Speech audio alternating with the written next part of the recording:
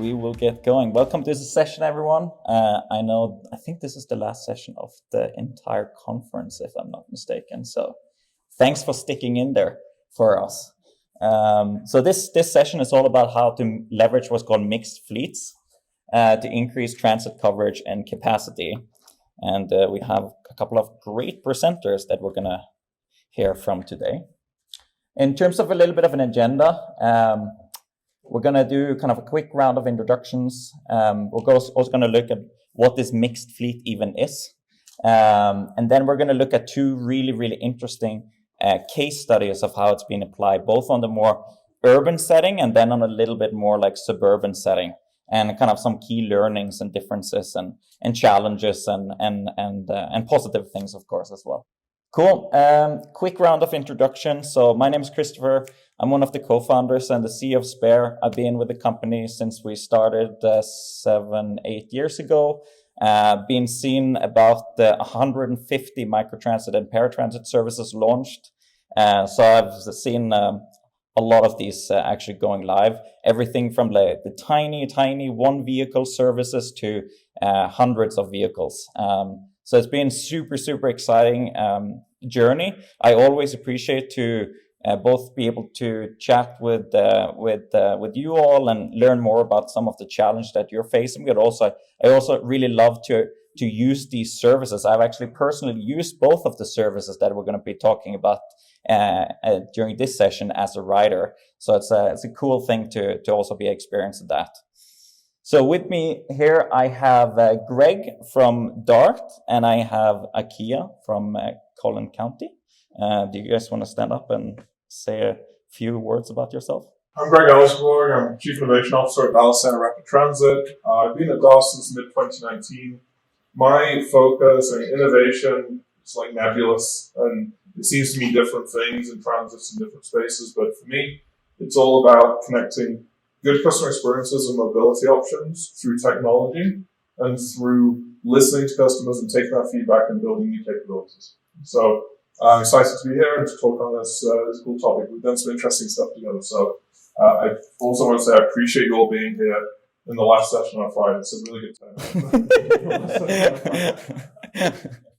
I'm Akia Pichon. I'm with Collin County Transit. I started with Collin County Transit in February of 2020, and then pandemic happened, and things have been crazy ever since. So we started with Spare 2022, and it's been a great partnership thus far. I think you, Akia, was one of the last people I saw before we were locked down for many months. Yeah. So kind of an interesting story itself. Cool. All right. So kind of, I think I talked about this broadly, but we mostly focus on microtransit and paratransit software. We work both in the private sector, but also very much in the public sector with you all. And here are some of the people that we work with. Our goal at Spare is really to make it possible for anyone to live their life without needing to own a car. That's really like what we're trying to get to.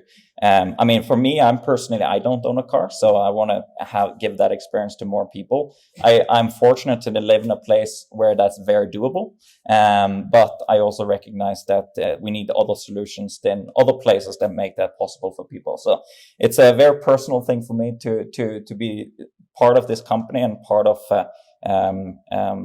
great conferences like this conference and talk to people who are trying to do the same thing.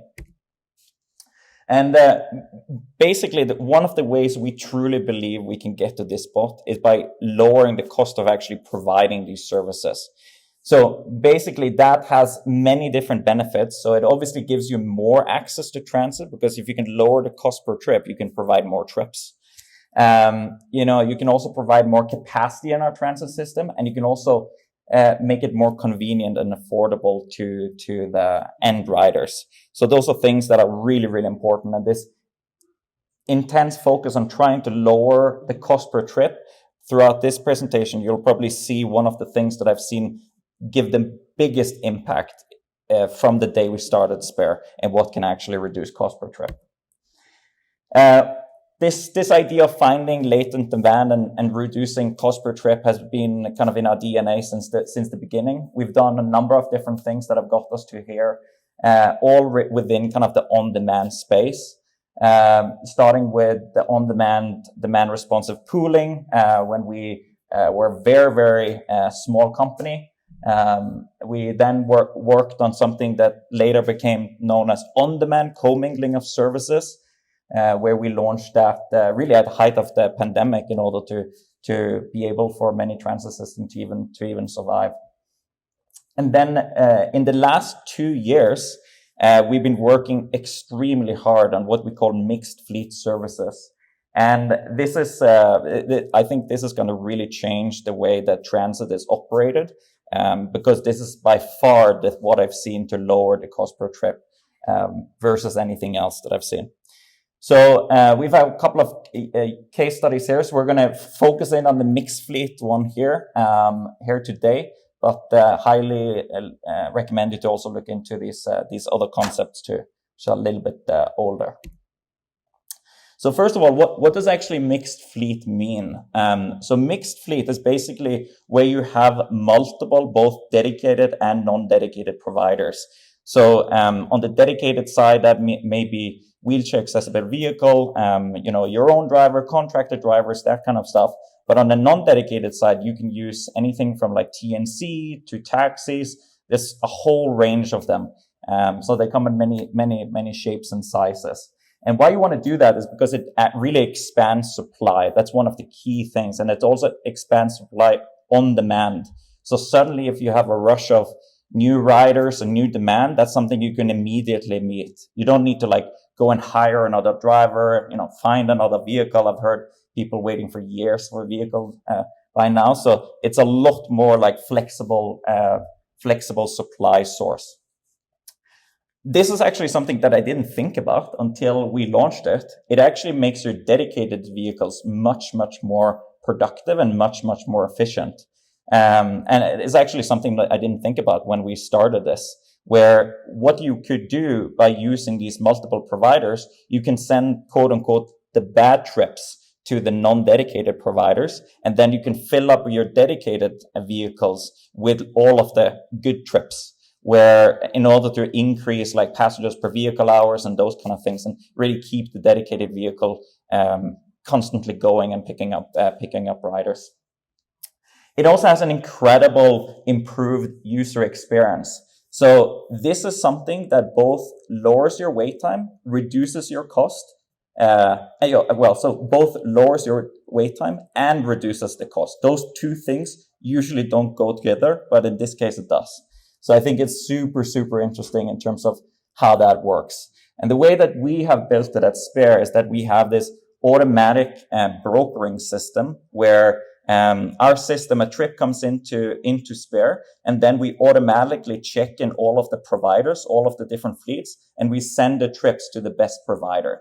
And this isn't, we're actually sending it directly to their dispatch system. So many of these providers, especially like big TNCs like Uber and Lyft, you're never going to convince them to have another driver app on their vehicles. So what we actually did like full end-to-end API integrations with both Uber and Lyft, but also other providers like Userve, MTI, iCappy, a number of different ones.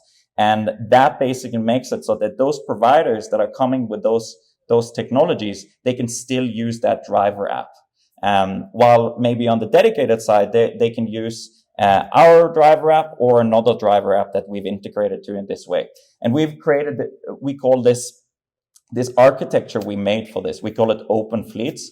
And we're working for this for 2 years in just like creating the architecture for us to quickly add on new providers. So it's been super exciting to finally see it go live.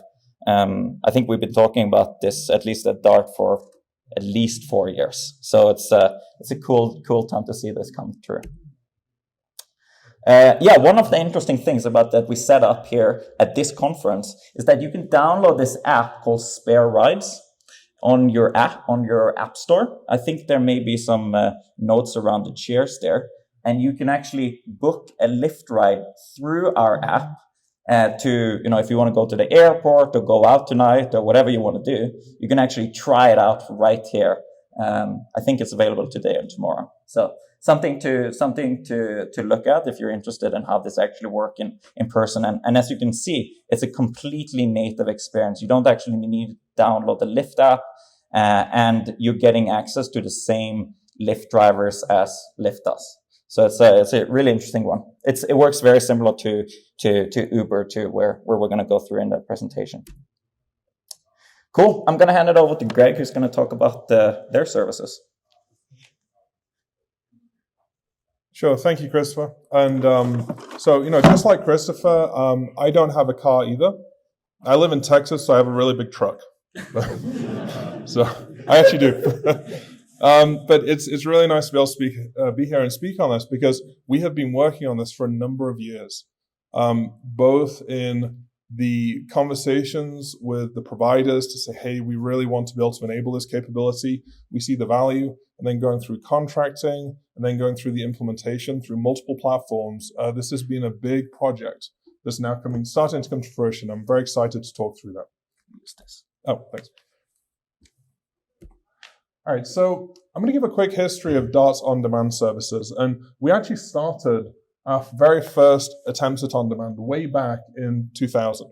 And so Dart had an on-call service where we had direct lines to operators who had to drivers who had hands-free phone connections, and they would go around and route for trips. Very, very early, and it was challenging. There were usage restrictions during certain hours, and this was really to accommodate for areas that fixed route wasn't very well suited for in our relatively large service area. That evolved in 2007 to a scheduling platform that we used with software. We did have some challenges through the scheduling side of that, and that was okay, but we saw some sort of decline in ridership from it. And, things just kind of moved along. In 2018, there was a step change, and that was the introduction of Dart's Goaling service. So we started with 8 zones, and that included fully automated scheduling and booking through Dart's mobile app, which is called GoPass. And you'll hear me mention GoPass a few times in this presentation. But during that process, and I'll show you how it works in a minute, we have like a full integration where you can see the services as part of your trip planning and then go through and book those all within that same mobile platform. And that was when our partnership with Spare began. And so at the same time, in 2018, we also then entered into an agreement with Uber. And the agreement with Uber was to supplement in Ubers in these on-demand services. And so we have a contract with Uber that says, these are the zones that we operate in. This is the sort of cost for service on a variable rate, but we know kind of how big the trips tend to be. So we could get an estimate on how much that cost would be. And so how that worked and how it has worked is you click a link in our app, and that takes you through to the Uber app and populates the origin and destination addresses. And then you use your Uber account credentials in your Uber app, and as well as your Uber payment credentials to go through the rest of the booking process. Kind of clunky. You need an Uber app. You need Uber payment credentials. You actually need a credit card or a debit card. So it doesn't map to our own fare policy, which is a time-based policy with transfers. So we actually made the trip $0 because it was the only way to kind of get around that. And in fact, if you're savvy, you could go straight into the Uber app and just book that trip for $0. You never had to go through any of our channels. So it's challenging. It wasn't perfect, but it was the best we could do at the time with the available technology. So fast forward to 2022, and we had a big step change. Again, the next step change. So that was when Dart launched our Dart Zoom service in January. And that was an expansion from 15 on-demand zones that we'd grown to that point up to 30 zones. So overnight, we took out 36 bus routes. We added in 15 more on-demand zones. There's various things we did to inform riders and make everyone comfortable with that shift, but it was a very big shift all happening at once. And that's really the position we're in today with our on-demand services.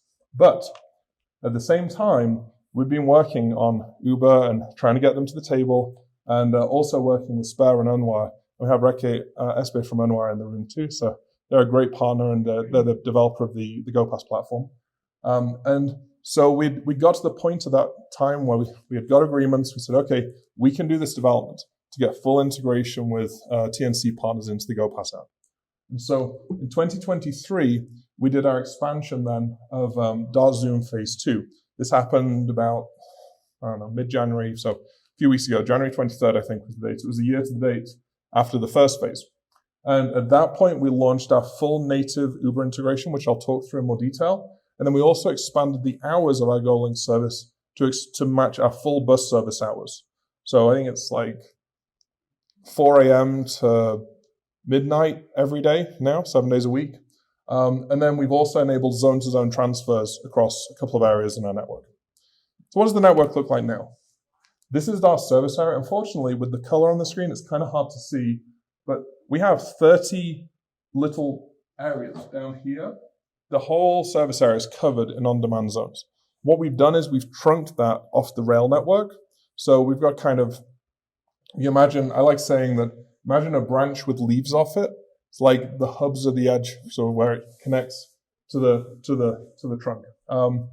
So across the 700 square mile service area, we now have 300 square miles of on-demand services. So that means there's very little, if any, bus service running in those areas. It's all on-demand services linking through to bus or rail. So big shift. This would only be capable with the technologies that we've deployed, because riders have to understand these services are available, know how to engage with them, and work through them. And you can see just the numbers there, going from 130 plus bus routes, 10,000 bus stops down to 7,000. That was a big shift to do overnight. So it's a big change for us. And we got through it relatively unscathed. We didn't have huge problems, and we had some riders that were confused, but we did a lot of prep work as well for a change like that. We had ride-alongs on the bus service. We had field teams out. The entire staff went out the week prior to the change to educate people and hand out pamphlets and explain what was happening. We also built tools like a comparative trip planner, where you saw the GTFS feed and the on-demand zones before, and then you could toggle and see what they were going to look like after service change. So that was super cool, because I could put home and work and see, this is my current route. I'm taking the number 32 and then changing to the green line. Now I toggle, now I'm in a going zone because the service is changing, and it's going to take me to a different stop, and this is my new route. And it also served to show that the wait time, the trips were shorter as well because of the way we'd optimized the network. So as we scale the on-demand network, there's a few key things that we've brought in that have really, really helped. One is this full multimodal integration. You can see on the screen, you have a GoLink linking to the rail network. And so intelligently, when someone puts in a trip plan, we can understand where those connection points are and present up the full connected journey. As well, we also made sure that when we launched the service, and we've always had this, we have booking available both through the phone and through the mobile app. We also then, looking at, the transition from planning to booking through the mobile app, it's fully seamless. Through the web, we're not there yet. This is a web trip planner. It says go get the app or call in when you go into that route. But that's the plan in the future. And in fact, 70% of our bookings are actually made in our mobile app. So you think about the penetration, the importance of that platform. It's incredibly important to have, the adoption of that booking platform for riders. So the GoPass mobility platform, as we call it now, it's an array of partner integrations. Got lots of different providers in there. We have multiple on-demand providers. We have scooter providers, bike share providers, as well as the multiple payment providers as well. So trying to make it a smorgasbord, I guess, of different services, and then give flexibility to agencies if they want to use different partnerships and bring more services forward. So, for Fort Worth, for instance, for Trinity Metro, we have a bike share partner B-Cycle that we can show their bikes on the map, and you can link through to the B-Cycle app, and you can see the battery power left on the electric versions, and that's available for that agency because it's something that makes sense for them. That's then wrapped in this sort of all-in-one customer-facing tool, and then it's supplemented with, a back-office reporting tools, and then some auxiliary tools such as the website trip planner I just showed. So the app itself, how that works is, this is the general booking flow.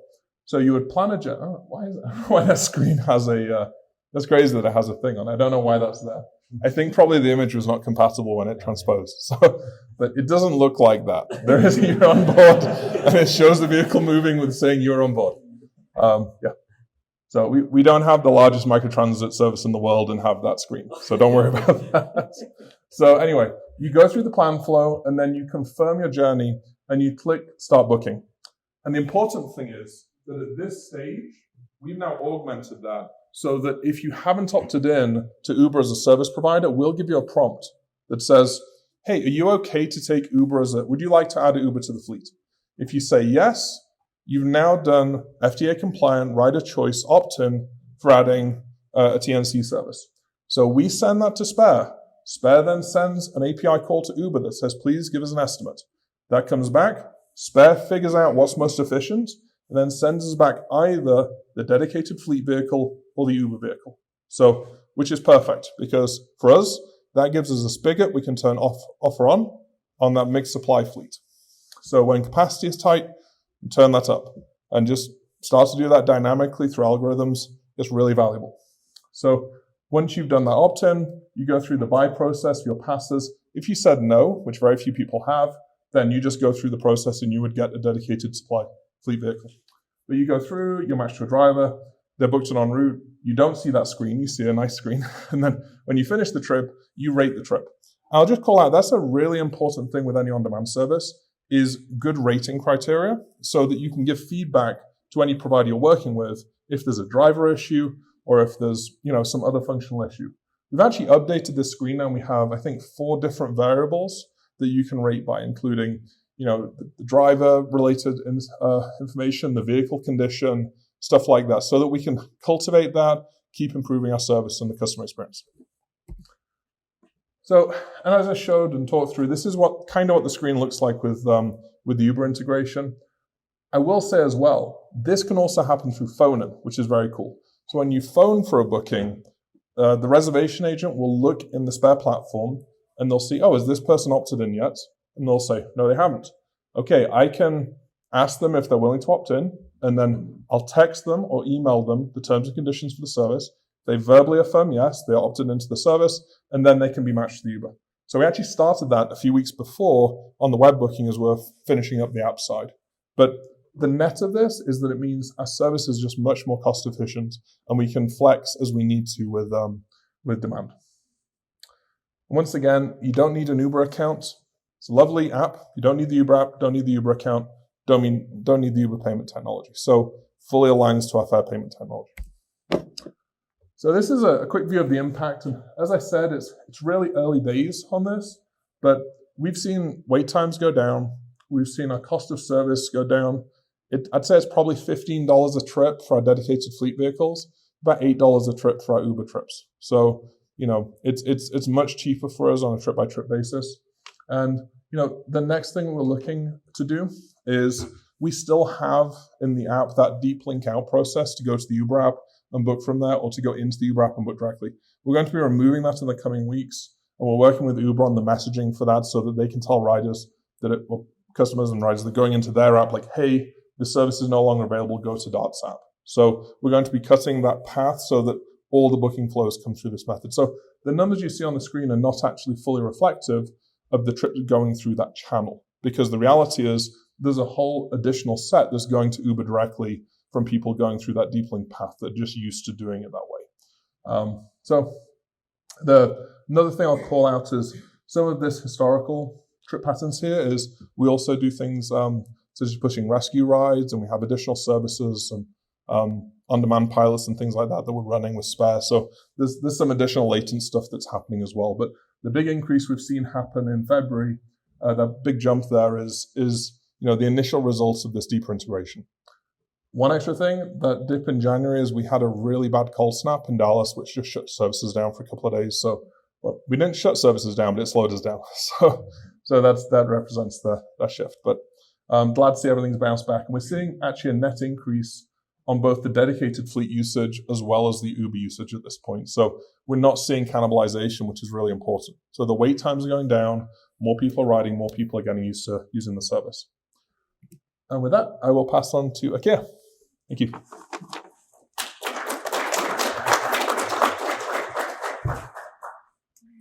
Hi, so Collin County Transit is a program that was set up by the McKinney Urban Transit Board, McKinney Urbanized Transit District. I have a board that I report to that essentially sets up our program. We offer services to those who are over the age of 65, those with disabilities, and those who are low income. So that puts a extra layer of difficulty on top of our working with the Go Pass and everything else. But I thought that was pertinent information before we started. So our program started with Spare in January 22. Prior to that, it was run with Denton County was our service provider. I wanted access to a lot of data dashboards and just really software-driven solutions, which is why we resulted with Spare. Our program has seen a massive increase. February 2022, there was a week we had about 300 rides. Fast forward to February 2023, it was 1,245 rides. So really numbers that were astronomical for us, something we weren't used to. But with Spare, it seems that I'm very nervous. So sorry. Lyft is our non-dedicated provider, and as you can see from the graph, they have a significantly lower cost per trip, which is really nice for our really big service area. We have 875 square miles and 6 cities that our residents are a part of, and they can go anywhere in the county. Yeah, huge growth and lots of cost savings. Because we have such a big service area, of course, there were really long wait times before, 30 minutes or more. With Lyft trips, we're, I think last week down to 11 minutes for a wait time. Because of that, it's really nice. We have 6 dedicated vehicles that are able to take a lot more trips and go a lot further as a result of that, because they're not taking all of those non-dedicated trips.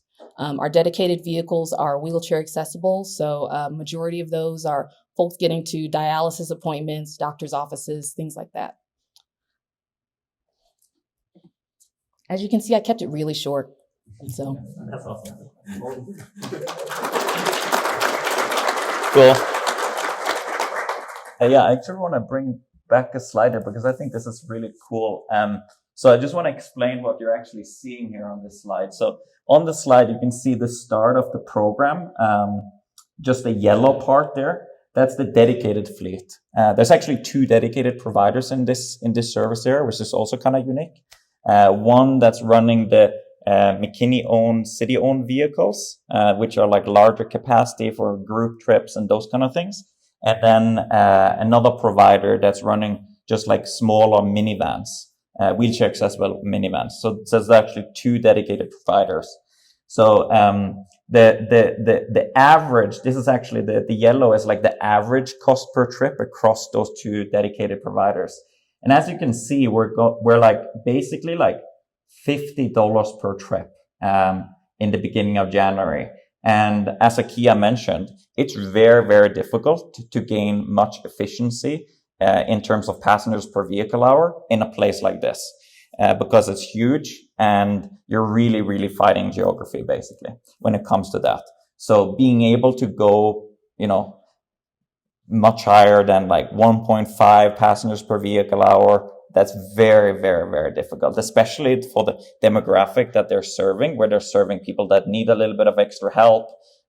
People that are, on their way to a doctor's appointment. Many people are in a wheelchair, et cetera, right? So just increasing efficiency on dedicated in an area like this is super difficult.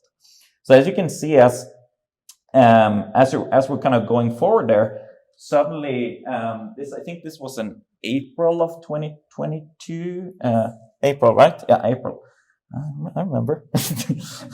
In April in 2022, we launched the Lyft in this service area. And immediately you're starting to see the impact. And some people ask me, why didn't you see an immediate decline from like basically 50 down to like 20 for Lyft?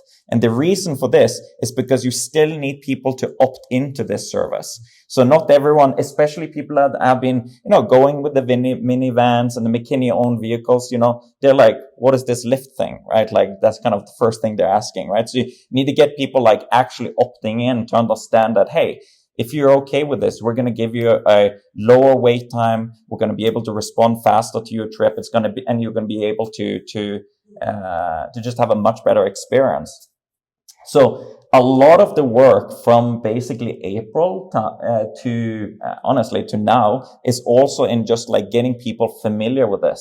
There's still many people in this area that have never ridden Lyft before or Uber before. So just like this concept for them is also new. So you got to also teach them that. But as you can see, is that you're actually starting to see the purple line there starting to slowly go down as we're seeing more and more people using Lyft. And right now, in February 2023, it's about 80% of people in this program are using Lyft. So it's actually a lot of people using Lyft right now. And we're only the people that are only using the dedicated vehicles are the people that just need a little bit of extra help. They have a wheelchair, or they just prefer the dedicated vehicle because maybe they know the driver, or so many reasons. So that's kind of where we are today. A lot of people use it, and we've seen, as it says right here, we've seen per ride cost savings of 47%, which is pretty incredible compared to like most of the things we've done, to be honest. So yeah, I just wanted to point it out that because I think that's a super interesting graph in itself. All right, maybe we can kind of go to questions. Do you both want to come up here and talk to me? Cool. Maybe we can start with you, Akia. You talked a little bit about ridership and how you've seen that being increasing. Can you tell us a little bit about some of the marketing activities that you've done in order to get such an amazing ridership? Kristoffer knows this is a tongue-in-cheek question because our marketing budget is pretty much zero. This is entirely word of mouth. Seniors talking to other seniors, people at the dialysis clinic talking to others at the dialysis clinic. Really just going out there and giving out the few placards that we have. I think I spent less than $5,000 on flyers, and that's it's just been all word of mouth. Yeah. That's awesome. But do you have some marketing activities planned for this year, or? Yes. So going forward, we're looking to do sort of a Genius Bar class where we can teach these seniors, how to use the GoPass app, and really just get a lot of these people connected to this software platform. Yeah, actually, that brings up a really good point. So for most of the last year, the only way that people have been able to book a ride on the Collin County service is by calling. And you recently launched GoPass, didn't you? Yes. A whirlwind. I feel like it was August, but I'm honestly not sure. It's November. I don't remember. Couldn't tell you, but it's been a couple of months. It's been probably 3 or 4 months, right? It's been a good time. And so something I'll just call out about that. So it's really cool how that service works in that if you go and GoPass and plan a trip inside the Collin County service area, if I'm not an eligible rider, I won't see a trip result with Akia's service. If I'm an eligible rider, I'll see my results in the trip planner and I can go through and book. So it's intelligently matching the service based on the availability of that service based on your eligibility. So effectively, GoPass is sending that user's account to Spare. Spare is confirming they're eligible for this service and sending back that result, and that's being interpreted through the app to then display that service availability. And so I'm very excited that I want to do the same thing for DART with our paratransit services soon. So that's my long-term plan, is also to pull. We don't have paratransit and GoPass in DART right now. I want to pull that in using that same methodology that only people who are eligible for that service would see that option. And there's even cool stuff around potentially connecting to multimodal services that maybe someone's okay taking rail, but they don't want to take bus and they're a paratransit rider. Well, maybe we could set that in the parameters. Say, hey, show them an option that links them to rail only, for an eligible service. So it's a really powerful part of the solution that's being put in place with Collin County, and it's working really well. Cool. Oh, that's awesome. Can you, I guess over to you, Greg, Sure. You've all done like a lot here. Is there anything more to do? Like what is next? So a few things I would want to do next. The first, I kind of touched on in the presentation, is I would like to expand our booking channels. One of the nuances of our service is it's a cashless service. So we run, apparently, I've been saying North America, apparently it's the world's largest on-demand service. I'll stick to that, it's fine. So, it's Spare have international projects, so I'm going to trust their judgment. So, but the world's largest on-demand service in an entirely cashless service. And so the way we do that is we have a tap card, we have a cash to mobile function as well in our mobile app. And we've integrated the tap card so that you can use that as a booking mechanism either through phone or by the app. We also have a really cool, there's going to be too many acronyms, but PCI compliant IVR service. So for credit card payments. So what that means is if I phone up a reservationist, our reservationist team don't have to be PCI certified to be able to handle credit cards. That gets sent through a flow that Spare has built so that the credit card can be received by an automated service and then passed back to the reservationist to finish that call. So if I want to pay with a credit card over the phone, that gets sent through and routed, and the call center doesn't have to be PCI compliant, which means, once again, cost savings. Easier to hire for, less concern about, PCI testing and certification on those things. It makes life a lot easier. So my goal next is to expand booking channels. I'd like to book through the web. I'd like to enable third-party booking for people, pull in the paratransit service pieces. I like to envision a future where we could have both Uber and Lyft on, working together in that multimodal fleet. I get the impression they're trying to, it's kind of the supermarket model where they're saying, this is our territory, that's your territory right now. But, one day I'd like to have them both work together on our fleet. Another thing I really want to work on, I think we could do some really cool stuff with data science and machine learning and AI around, if I have a rider that's riding every day as a wheelchair user, I want to reserve the dedicated fleet vehicle in that area for that rider at that time the next day. So if someone calls 5 minutes earlier or books in the app, they're going to get the TNC if they're eligible or if they've opted in, because that way I'm saving that vehicle, shortening the wait times for everyone. So I think we can since this is brand new, we can keep working on some of that intelligent routing algorithms and planning algorithms to really keep refining it. Cool. That's awesome. Lots of things to come. Yep. So Akia, this Collin, I guess another thing with this Collin County service is that this is actually a turnkey service provided by Spare. Right. Why did you decide to go that way? So at the time, it was just me as transit administrator for Collin County Transit. Yeah. I needed help. Nice. Yeah, in short, was just really looking for someone who could do the hard part for me. Got it. Yeah. But since then, your team has doubled, right? Yes. We're all of 2 now. Yes. 2 strong. That's awesome. I'm very proud of our growth, honestly. Yeah. 4x ridership with just 2x bigger staff. That's great. That's incredible. One thing that I need to ask about that we talked about earlier today is some of these rider stories, because I think this is like something we often don't think about, because often I don't ride these services and often we don't talk to people who ride these services. But you have some really, really cool rider stories. Can you tell us about them? Sure. So I am housed in the Housing and Community Development Office for the city of McKinney. So we get lots of folks from unhoused residents to people who are looking to get assistance with their mortgage payments, get put in housing in general, and just lots of people who are in very tough times in their life. And I forget how transit is really, there's a human element there. A woman came in, an older lady, she called me, and she had been getting the runaround apparently from a bunch of different people on the phone. And I said, oh, I can book you in our transit service. No problem. Just, she stayed up the street. I said, oh, feel free to come by. Just bring me your driver's license.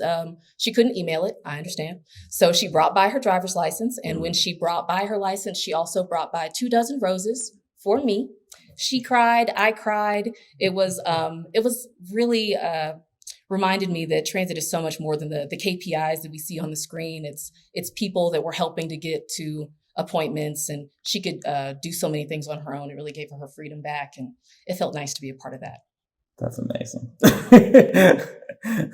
Cool. Is there any questions from the audience? It's been very quiet so far. Okay. Yeah, actually, I think this is for Akia or any of you. But tracking back to the marketing thing, In essence, you're using dedicated vehicles and you're using PNCs, Lyft, whoever. And really, this system, if you send a Lyft vehicle to pick somebody up, they're getting that ride cheaper than if they were to just call Lyft themselves. Right. So, in other words, you as an agency, you're subsidizing that trip in essence. So, how important is it, if at all, and this might not even be necessary, but I've been wondering about this. How important is it to educate your riders about, hey, you will probably be being picked up by a Lyft, but it won't cost you as much, but it's still us. Yeah. The vehicle may not be painted the color of our buses or whatever, but it's still us. We're subsidizing. Do you have to educate anybody about that stuff? Yes. I would think you would. How do you? So we have a very dedicated and very diligent project manager who calls each person when they apply, walks them through the process, really right then and there does the Lyft agreement. And, he is Ryan McKinney. I love him. He's the best. But essentially, he contacts our clients, walks them through every single piece. If they have any questions, he provides his project cell number and they contact him as needed. But for the most part, it seems to work because we get text messages. So it's a majority of probably like 5 or 6 messages you get before you get on the vehicle, letting you know, this vehicle coming, it's going to look like this, that kind of thing. And then a follow on to that, when you're educating them, I assume that's kind of like travel training or something. But when you're doing that, you have to explain to them that this is going to be a Lyft vehicle picking you up. It'll be less expensive because we're subsidizing it. But the flip side of that coin is it's a shared ride. So has that been a problem? And So far, no. no, people are okay with, it's not a taxi. We can't do taxi, but we can do, as long as it's a shared ride, we can do this. And they're okay with that concept. Yeah. And again, my project manager is very, very diligent about laying out all of those requirements in separate pieces, because that can be a concern for some people. And we have had some folks choose to remain on the dedicated fleet because they didn't want to share. So we just let them know that would give them, a different wait time, but that the vehicle would come just the same. So I had an extra comment from Dar's perspective. So as I mentioned, our service is cashless, and you effectively pay before you're able to book through either channel, right? If you phone up, we get the tap card number or the credit card number, whatever, to handle payment. And if you're in the app, we gate the booking piece behind having an active ticket. And so from that standpoint, and then actually we have several agencies. I think we have 5 agencies now doing on-demand services with Spare and GoPass. And that's the process we have for the vast majority of those agencies. Some will take cash on board, and we have a button that says, I'm paying when I board. But the vast majority is like, no, you pay before you can book the trip. There's a couple of benefits from that. One is that you get fewer cancellations and no-shows especially, because people have some skin in the game because they already bought a ticket. But the act of doing that informs someone how much the service is going to cost. Because I'm like, no, I've got my ticket, so I'm just going through the booking. So it's not been such an issue of, I'm getting an Uber, is it going to cost me more? Because they're already going through that process. Though it is brand new to us, the fully integrated piece. One of the notes on marketing that's kind of interesting, I said, we removed 3,000 bus stops when we added 15 zones, right? It's a lot of footprint of visible assets that goes away. We don't have buses running around the streets in those areas anymore. And that's pros and cons, because those buses were mostly empty. So it's not great that you see them empty. But the actual bus stop signs, the bus blades as we call them, those, a lot of them, we converted to say, you're now in an on-demand zone, here's how to book. So we leverage those assets at the same time, keeping them in place so that we can keep that presence in the area that people still need those transit services and the ways to book, versus, no, we just rip everything out and now it's just, especially because, a lot of the trips are not in marked vehicles. They're not in Golding branded cars. They're in an Uber or in a taxi provider, because we also pull taxi fleets in. So having that visible presence on the street is really useful, and it can actually attract people to the service who haven't ridden before, that they're walking down the street like, what's that sign say? Oh, wow, okay, let me try this. Let me download the app and go do this now. Makes sense. There's also another thing that at least I remember from the early days of Collin County was that there was definitely some hesitancy from some riders in the beginning to opt in for Lyft. So there was, more than I expected to say no. But then you have like the people who said yes, right? This kind of comes to the whole like word of mouth thing. So they say yes, and then they take a ride, and they're like, "Wow, this is like really good." So then they tell their friends who maybe some of them said no, and I mean, I guess it's just like it's a really good service at that point.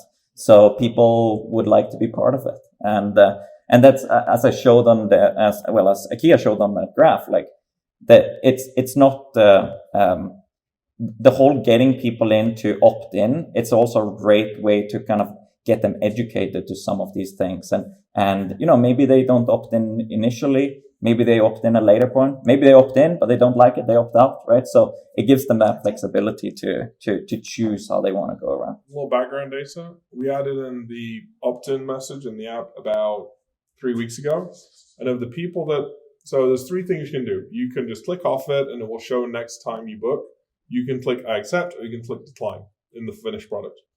Of the people that clicked accept or decline, 95% said accept. So that's an interesting metric on how many people that are actually engaging with that pop-up. What percentage of people feel comfortable in a microtransit service saying, yeah, I'll take an Uber as a component, or I'll add them to the fleet. So we've seen 95%, which I was thinking it'd be about 80. So I was really surprised to see that, but yeah. I have 2 questions, and they're kind of unrelated. The first one is for Greg around surge pricing. The second one is really for either of you, but probably a little more for Greg. So there is no question that these services work and people love them. But there are some people who deal with challenges. Particularly, there are cases where TNC drivers don't want to transport certain people. They don't want to transport, in some cases, people with service animals.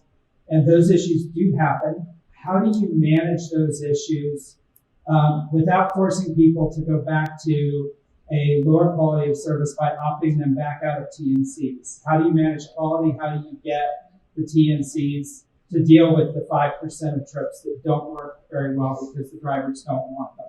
It's a great question. And so the first thing that we have is when you make a booking through GoLink, we have both options for wheelchair user and service animal as options that you can put in on the trip. And so today we're using those parameters to determine which fleet to send.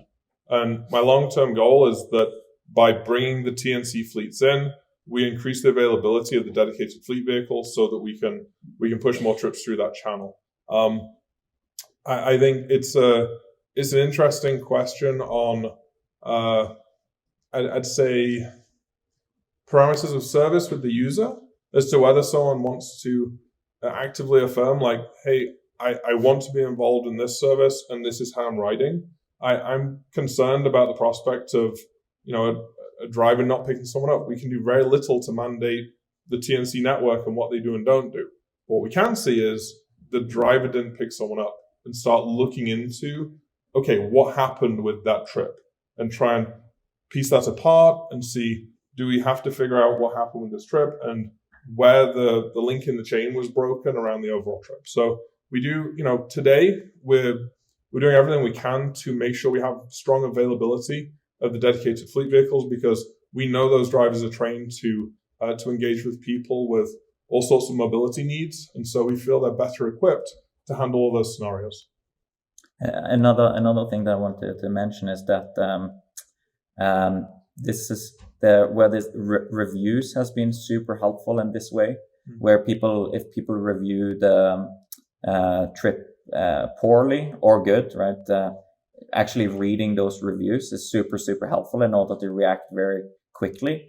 And both Uber and Lyft, but I would imagine many of these dedicated providers, non-dedicated providers, they have like very good channels for reporting, like, hey, this person didn't want to take my service animal or something like that. And from what I've seen on that, they're pretty good at following up on that. Another thing that we've seen also, because I just know the Collin County one a lot better since we provide that turnkey, is this is also a really important piece for the call center. So if somebody has had a bad experience, chances are they call the call center and tell them about their bad experience. And we have a ticketing system that everything flows through, where if it's not just booking a trip, it's get logged into a ticketing system, and then we have a support staff that follows up on each one of them. And that, most of the time it's like, I want to book a recurring trip, because that's one of the things that we don't want the immediate call center people to be taking. Another thing could be like, I want to change a payment method, but there could also be something around, hey, the driver didn't want to accept my service animal. Another very common thing we see is that, the driver never showed up. And I would say that one of the most common reasons for that is that we didn't specify enough pickup information to the driver. Like, for example, if they're in a little bit of a complex, you got to go to like apartment 123 instead of just like that general address. So things like that, just like providing better data to especially non-dedicated providers on like pickup information and those kind of things, we've seen as really, really beneficial to lower the amount of like no-shows or just failed pickups.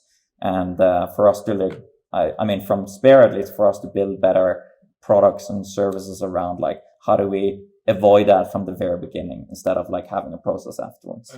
And for us, it's a net gain because we have an audit trail that's effectively independent of the TNC's own booking paths on all of those trips. We can see the trip, we can see the detail in the manifest to know this is the trip that correlates in the TNC's system, but we have an independent record of what happened with that trip. So it gives us much more visibility compared to, no, they went to the Uber app and they did a trip and then someone complains because it was a DOS-enabled service and we're like, we can't see anything about that trip because we had no hand in that booking flow beyond sending it out to a third-party platform. So it gives us a really good ability, and it's Ron, I really do appreciate the question, so I think it's an area we'll keep looking at moving forward too. I think you had that one question, the first question. It's a very fast follow-up. When people go through your GoPass app, and you said that you allow them to rate their experience, which I love that feature. First off, is that for all of your services? And second, when they report an incident, are they reporting it through GoPass, which means you own that data, or are they having to report those kinds of challenges directly through the Uber side? No, for good question. That's the ratings are all they're sent to Spare and they're managed through Spare's platform, but they all cultivated through GoPass and then sent on from there. I believe we also have a text message based feedback, rate my trip and give feedback approach to after the trip for people that did phone bookings. If not, we need to add one. But I think we have one. And any incident feedback would come to Dart, and then we go and look through that audit trail and figure out and correlate from there. Yeah. So I know you guys do Spare, through Spare, etc. There's tons of reporting that comes to an operator. But specifically, has there been any hiccups or bumps in the road with regard to reporting to MTV? Has there been any, in McKinney, who does the MTV reporting that you do? I'm sorry. But has it gone smooth? Or did anything even change? Things changed, but only as a result of my reporter status. But as far as data coming from Spare, it was just almost, I don't know how many buttons Wesley clicked, but it felt like it was one click and you just send over all the reporting data. Because I guess we have the dedicated and we have to report the non-dedicated stuff as well. So I'm still working through that, actually. Okay. We'll get there. But it hasn't been any fault of Spare's. FTA hadn't called you up and slapped your hand. Well, yeah, but it, okay. Yeah. And we've been running this service, including Uber, as a separate channel for 4 or 5 years now.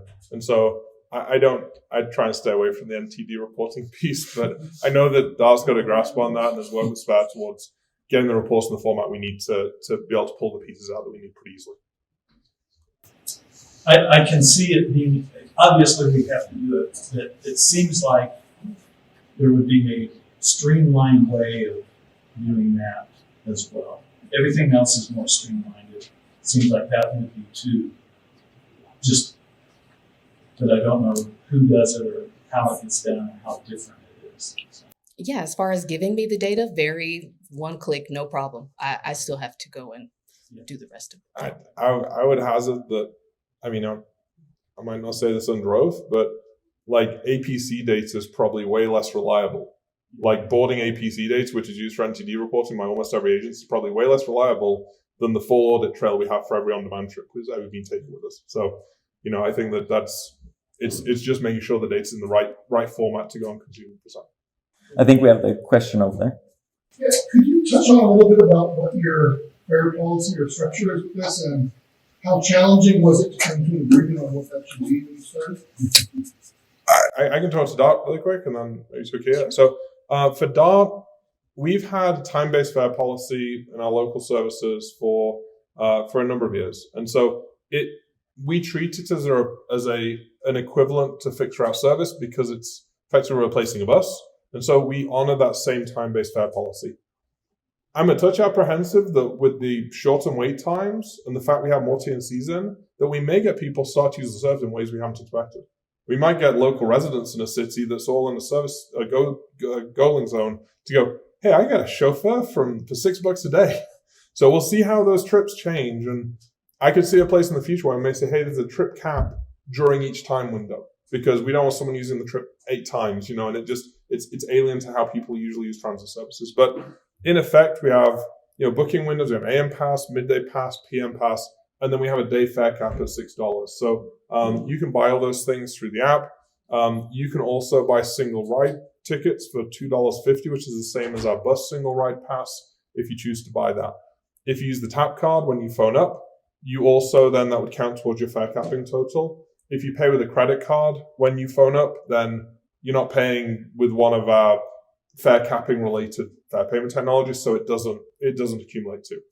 One thing we haven't done yet is we have contactless closed loop, open loop EMV rather. You can tap the credit card or the debit card on validators and pay directly. We do have fare capping for that if you've registered that card, but the adoption is relatively low right now, and we have not chosen strategically just because of complexity and cost to fully integrate that to the on-demand services. So if I tap a credit card that I used in one part of the system and then went through GoPass and booked, GoLink somewhere else, that doesn't carry through. It's 2 separate payments. But as we see that channel grow, we'll reevaluate it. But it wasn't a good strategic decision investment-wise to say, let's go and build that really tough capability out on early days. So. Our fare was set by our board. So the McKinney Urban Transit District is McKinney, Melissa, Lowry Crossing, Princeton, Prosper, and Salina. Those 6 cities, if you're traveling within them, it's a $3 fare one way. If you're traveling from those cities to the larger Collin County area, it's a $5 fare. And that's just what we have every day of the week. We both sort of treat it just like all the other local services. Right. Yeah. One nuance for us is we do have a regional fare policy agreement with Trinity Metro and Denton County. And they have on-demand services that we're actually in the process of integrating Trinity Metro service, which is with a different provider. But today, they don't have integrated fare payments with that. So even though they have the same time-based fare policy, and you could buy a regional pass and come and use Dart's GoLink service with the Trinity Metro pass you buy through GoPass, we can't do the same thing the other way yet because they have chosen to put a supplementary charge on for their on-demand services. I think that's more of a technology gap, that it's a separate booking engine, so you have to have separate payments, is how they've seen it on like the separate app you download to go use that service, versus it being a strategic decision saying, no, this is some premium service, because it's very much the same intent of like, no, we want to pull buses out and place a different service in. And so that's something that I have seen in a regional environment, that parity of like, are you going to keep the fare policy aligned or not, is something that as on-demand services grow, becomes tricky with those regional fare policies. I'm kind of curious, how do you handle like liquidated damages or anything like that through this process? In what context? Well, for instance, if there's a service failure, OTPs, not picking somebody up. Sure. Like how do you handle those, or even complaints? From the NTP or from Yes. I mean, for Dart, we contract the vehicle side through MV, and so if there's any performance issues with driver performance, that's handled through that contract with MV. So we would go through that process with them. Well, we have a direct contract with Uber for their services. So that's different, but we haven't had issues on that we monitor it, but we haven't seen issues. It's something we're keeping looking at though, because it's a whole new booking flow.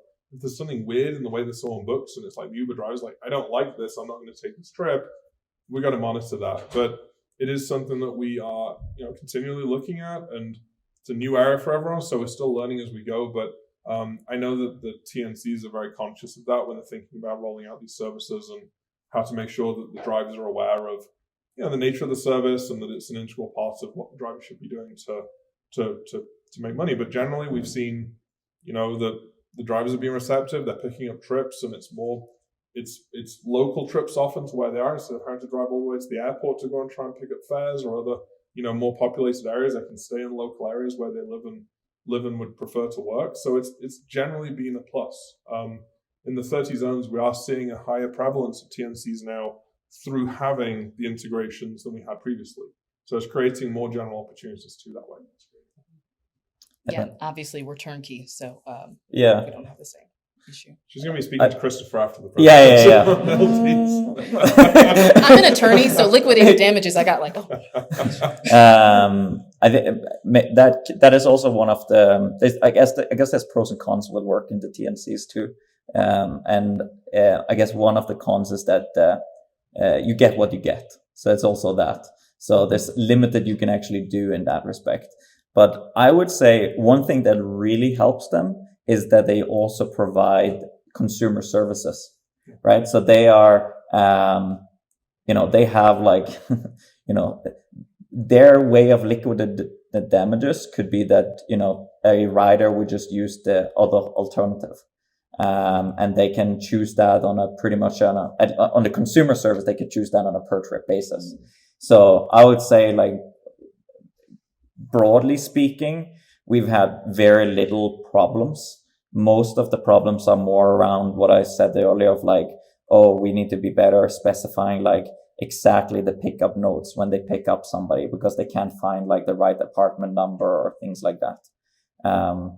And in terms of OTP, we've seen it being really good. I mean, the TNCs tend to be like a little bit more on the aggressive side in terms of wait time, potentially than what it maybe in reality is when the actual vehicle shows up at the door for obvious competitive reasons. But in terms of like OTP, it's usually really, really good. An interesting related thing is, and I showed that dip in January on the graph, right, where we had ice storms. Mm-hmm. Something that I'm with Kristoffer and I were chatting before this discussion, and so I'm really excited about us doing is looking to see when we have severe weather events, what happens. Because if I'm an Uber or a Lyft driver and there's ice storms outside, I don't want to crash my vehicle and have to pay insurance and stuff. So it's like, that's one of those things that we'll learn to go, okay, this is the threshold where we need to make sure there's this many dedicated fleet vehicles to accommodate the natural drop in ridership we'd see from those kind of events, but also be able to keep full coverage and have that balance. So it's early days in figuring those things out, but the fact that you have the upward flex on the TNC side is great. But there still needs to be that balance of like, no, we need a core of dedicated fleet vehicles or alternative providers that we can guarantee the service from them for those extreme events that can happen occasionally. And this is also a benefit of having multiple providers, right? Yeah. So maybe some are more comfortable being out there in the ice storm versus other ones too. Depends if they're driving our vehicles or not, typically. Yeah. Yeah. Cool. Any more questions? No? All right. I think we can probably end it there. Thanks everyone for coming out, listening to this very interesting topic. Let us know if you have any other questions. But if not, have a great, safe trip home and see you next time.